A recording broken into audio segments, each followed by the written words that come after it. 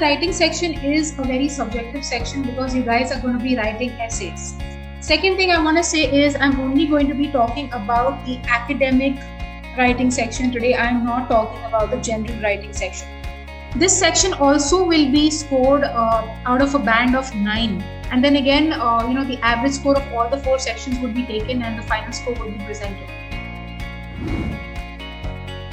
So the academic writing overview, what do you have to do in this? So first and foremost, there would be 2 tasks here, task 1 and task 2.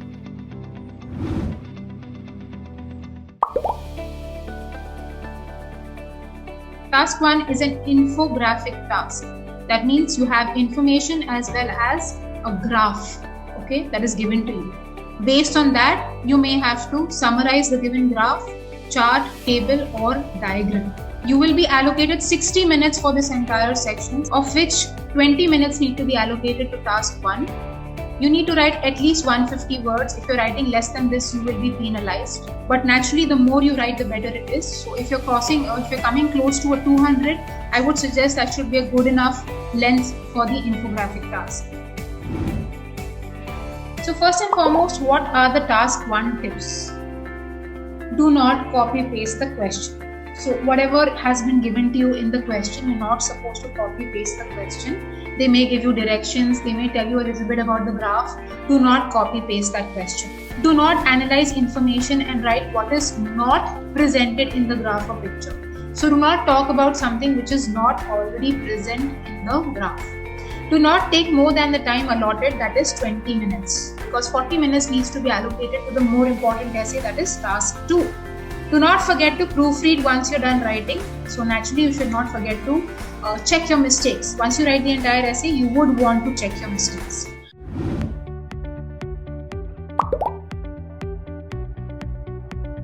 So this is what the task 1 sample looks like.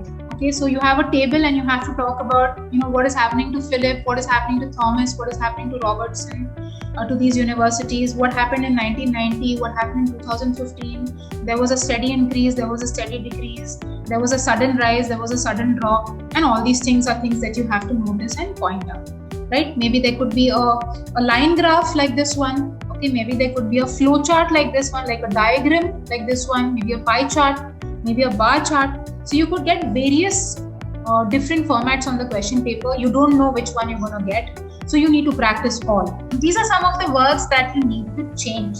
In the sense, need to use. Do not use very simple words. Try to use technical or academic language.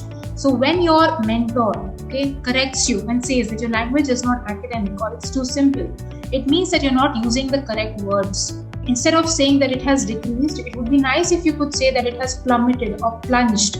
Along with that, it would be great if you could use like this is plunged drastically, right? So it would look really nice if you use words like plunged drastically or dramatically or sharply. Okay, so you need to use this kind of language in your essays if you want to see a higher score. The content that you're using has to be very professional and academic. In this one, maybe there was a slight change or a modest increase. These are the kind of words that you can use. Imagine if it's just increasing from a 20% profit to a 22 or a 25% profit, that's a marginal increase, right? Then suddenly it skyrocketed or soared. There was an exponential increase, right? There was a huge change. So these are the kind of words that are required when you're writing these kind of essays. For a pie, you can probably write things like this: the smallest segment or the smallest sector is this one. Okay, then there are equal size sectors, as you can notice, right? The next second largest, biggest or segment sector. This is the second largest one, right? This is the largest segment or sector. So based on all this and the information that is given, you can actually craft a very good essay. So here you can see this is a band 9. This student has got a band 9. I want you guys to look at this diagram. As you can see, they will only give you the diagram and they will ask you to write an essay. Task 1 would be to write an essay on this. You just have to summarize this particular diagram. Okay, so very quickly, let's just look at this. There's a digger which is kind of taking out the clay from the soil, and then the next step is there's a metal. Probably this clay is then transferred to a metal grid, which is then passed on to a roller. After it is rolled, it is sand and water is added to it, and then it has 2 ways to go. Either it can go through a wire cutter or it can go through a mold, and it eventually forms a shape of the bricks. Okay, The bricks are then put into a drying oven for 24 to 48 hours, and then they pass through kilns and cooling chambers. The first kiln that it passes through is moderate, has a moderate temperature of 200 to 980, followed by a higher one of 870 for 48 to 72 hours, and then finally it is sent for packaging and delivery. Right? So this is what we have understood. But what happens is when we say this, it's very easy to say it, but when you actually have to write it down, it can be a little tedious. So first and foremost, he's given a heading, which is very nice. He's called it brick manufacturing.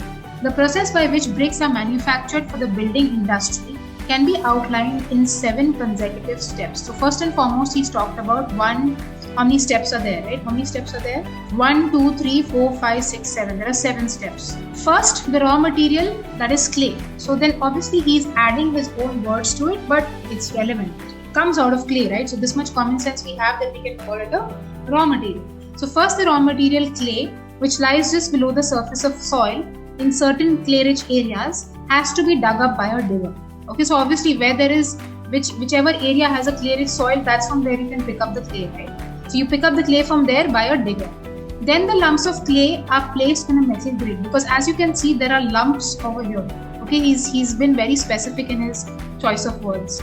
In order to break up the big chunks of clay into much smaller areas. So he's giving an explanation for why he thinks this is happening, right? A metal grid has the big chunks, and then suddenly you see the smaller chunks. So look at his observation.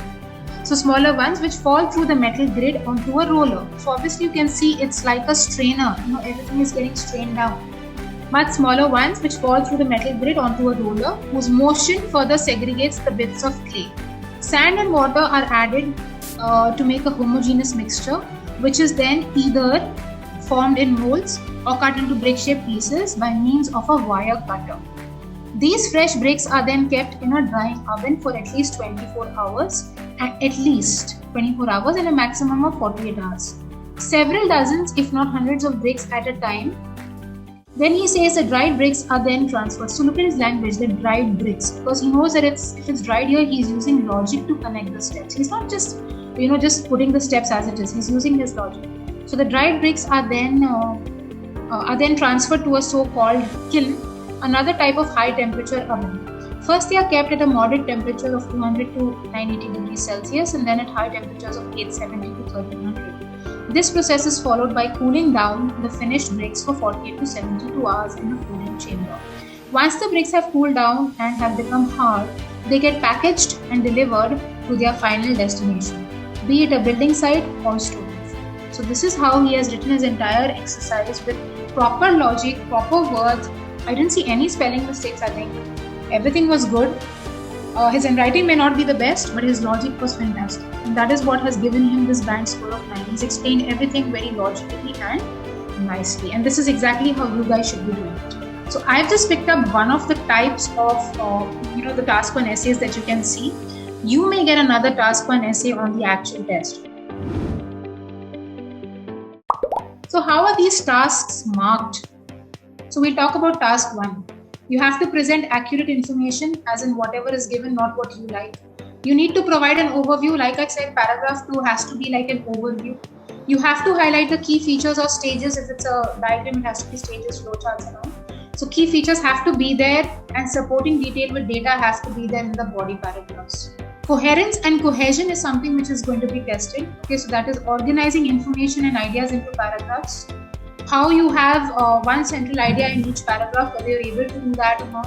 Whether you're using a range of linking devices. And when they're saying linking devices, they mean words like however, overall, similarly, likewise, in addition to, consequently, therefore, thus. So these are the kind of words that we are going to check you on, right? So this entire thing, how well you've organized it into paragraphs, okay, coherence and cohesion, what does this mean? Having one central idea in each paragraph. So each paragraph has one central idea and then you're explaining about it nicely. And you're using a range of linking devices to keep the flow connected, right? So this is what they're going to test you on, coherence and cohesion, very important. Then is lexical resource. They'll check your lexical resource. So using a range of words and paraphrasing, not using the same words that are given in the graph or the chart. How much you can paraphrase it, okay, and different words that you can use. Using collocation. Now collocations is something like, for example, when I talk about tea, if I say that the tea is hard, instead of saying it's a very strong tea, if I say that it's a very hard tea, is that right? You can't do that, right? So you should be knowing exactly what kind of words can be used with which kind of words. So you need to use the right collocation. They'll be checking if you're using the right words or you're making any mistakes there. They'll check you on spellings. There should be no spelling errors. You should avoid as many grammatical errors and spelling errors and collocation errors. Anything related to words and vocabulary is what you mean by lexical resource. Finally, grammar range and accuracy. Again, using a range of sentence structures, it cannot be very monotonous. For example, my mother is the best. My mother loves me a lot. My mother cooks food for me every day. That is very monotonous. You need to use a range of sentence structures. A lot of different tenses. Something you can put in the past tense, something you can put in the present tense, maybe the present continuous tense, maybe the present perfect tense. Okay, punctuation. If you miss out on the correct punctuation, your essay is going to be very difficult for the reader to understand. And that creates frustration for the examiner. And that way is going to give you a very poor score on your essay. So please make sure you're punctuating your essay very well. And avoid errors which I already covered with you. Any errors related to words or grammar should be completely avoided. Similarly, you have an independent task. In this case, a simple topic is given to you and you have to write an essay about it. Write an essay to the statement or the question that is presented. Allocated time for this is, you can allocate 40 minutes out of these 60. 1/3 importance is given to the infographic task, whereas 2/3 importance is given to the independent task, which means this is more important in determining your score and going to that band of 9. Write at least 250 words. Okay, so obviously you have to write minimum 250 words. Somewhere close to 300 would be a good enough length to maintain for this task 2.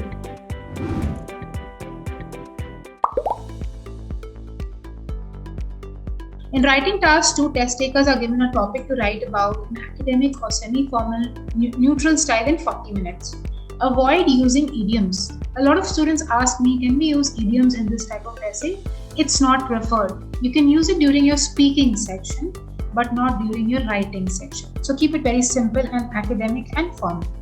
Answers should be a discursive consideration of the relative issue. So not just looking at one aspect, you should look at various aspects of those issues.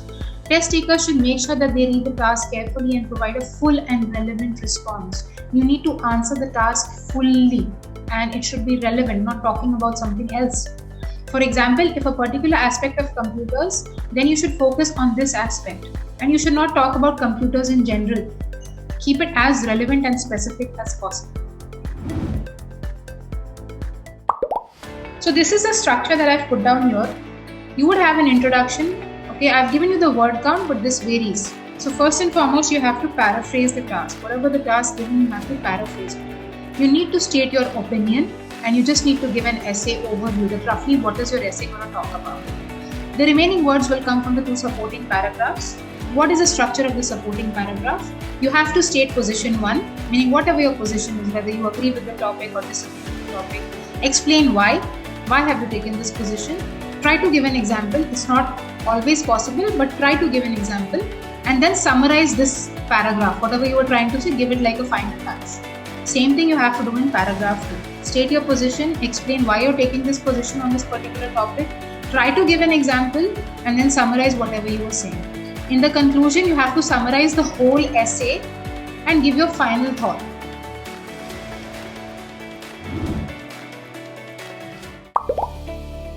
So these are the different question types that you can be tested on. Agree, disagree, advantages, disadvantages. There could be a 2-part essay, causes and solutions, when you have to discuss both sides and give your opinions for discussion. So let's see, we'll talk about the agree and disagree essay. Okay, so this one, as you can see, 28% of the times you may see this on the test. Okay, so the chances are pretty high, 30% that you may see this on the test. Look at the topic. It is now possible to order almost any item over the internet and have it delivered to one's home. As a result, people are no longer patient or careful in their shopping habits. To what extent do you agree or disagree with this statement? How do you organize your essay? In your introduction, I already gave you the structure, but just to recap, In your introduction, state how much you agree or disagree. Now, when they're saying how much, they are allowing you to say whether you partially agree or fully disagree or partially disagree. In your body paragraphs, you have to explain. And in the conclusion, give a summary of everything by reinforcing your extent of agreement or disagreement. So like I said, always choose the simplest, easiest position to defend. It may not be like what you feel is correct, but still you should choose this one because you have better and more to write. When a fact is given for context, remember to focus your essay on the opinion, not the underlying fact. Okay, so when a fact is given, like let's say there's a fact which is given in the context, you need to remember to focus your essay, whatever essay you're writing, on the opinion, not on the fact. You don't have to challenge the fact there. You have to focus on your opinion about this fact. If you partly agree and partly disagree, you can devote one body paragraph to your agreement and one to disagreement. So obviously, if you're partly agreeing, that means you may agree with one aspect but may disagree with the other. So you will have to talk about both those aspects clearly in your essay. So the first one, if you see, is like you have to discuss the advantages and the disadvantages. So obviously, we'll be talking about both the things. In the second one, the two part, it's like whether you think that something is good or bad. Okay, and if you think it's good, what is the reason? If you think it's bad, what is the reason? Okay, causes, solutions is basically like what are the causes why this problem has happened and how can you take care of this problem? Like what are the solutions that you can give? And finally, the discussion is like maybe you have a couple of viewpoints, different viewpoints about a particular topic, and you can write about your viewpoints over there. You can write about both your viewpoints over there. It doesn't have to be only one. It can be all the different viewpoints that you want to discuss. So let's go back to our question. This is a sample question with the answer. It is now possible to order almost any item over the internet like we all do nowadays, right? And have it delivered to one's home. Whenever we want to order anything from Amazon, it's one click away. If you want to order something from Zomato, it's one click away. So as a result, people are no longer patient or careful in their shopping habits. They're no longer patient, they don't have patience also, they just want things immediately, and at the same time, no longer are they careful in their shopping habits. So, they're not really careful about what they're ordering. They very well know that if they want to return something, they can do it at any point in time, and they just, quickly do everything. They don't really care about how much money they are filling in or, whatever. They could make a mistake with the credit card or, they're just no longer patient. You have to say to what extent you agree or disagree with this statement.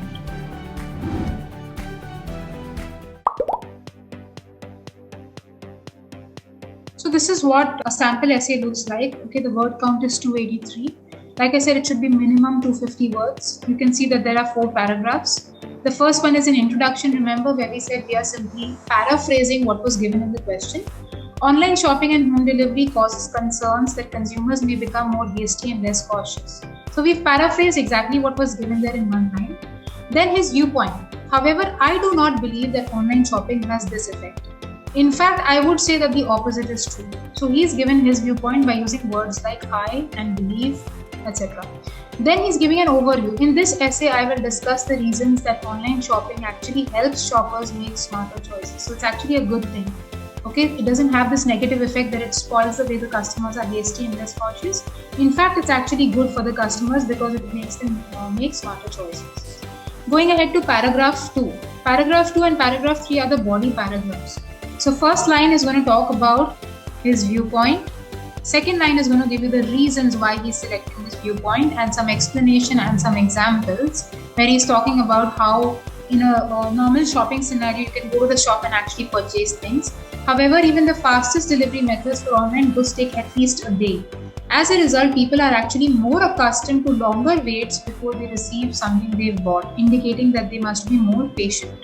Second point he's giving is not only does online shopping make buyers more patient, it also facilitates careful, informed choices for buyers. Right? So it's giving a second supporting point. This is because he's giving a reason for whatever he's saying over here with some examples. There is more competition between different sellers than there is in a single store. If someone goes to a store in person, they will see a relatively small range of brand names, and they certainly won't see the offerings of other stores. In contrast, online customers can compare just about every brand of any given product and browse the websites of multiple stores. Conclusion, this gives customers all the information they need to make the best possible purchases. So they are not hasty, they are patient, they are more careful, they know more about the product before they are actually purchasing. Conclusion, when shopping on the web, customers can learn patience because they must wait for their items to be delivered to them. And even more importantly, these are all your transition words, right? The connectors. Customers can access all of the information they need to choose the right items. Ultimately, my concluding word, online shopping is truly a positive development, not a negative one. My final stance on the essay. So what did you guys think about the essay? I think it's very simple, and the words that have been used are not very difficult to understand. It's a very conversational yet formal kind of write-up. Yes, if you write like this, you can definitely look at an overall band score of a 7.5 plus. This is all that you need to do.